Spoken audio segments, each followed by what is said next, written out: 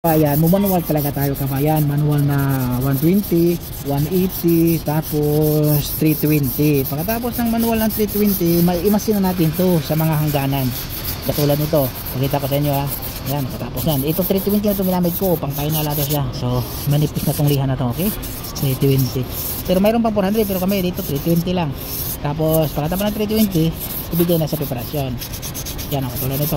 So, okay na yan siya. So, ang gagawin natin, masin na 320 na masin. Ayan, nababa nyo no. So, bilihain natin sa 320 ko. At ito, lahat 320. Ayan o. Nalampas na siya. Siya yung nalampas. Tapos sa preparasyon naman, titrahin ng 500 yung hangganan. 500. Tapos, pa-primer na siya. Ano na yan o. Ready na siya, primer. Yung panel ito. Butas yung pintuan. Blending yung pintuan isa. Ito. Dito natin. So, isetting natin yung pintuan na isa, ilagay natin dito para makita natin yung alignment. Hihilahin na natin ito siya, okay? Okay, ganun na kabayan. Hihilahin mga bay. Pero paangat yung hila mo dyan ha, para dito.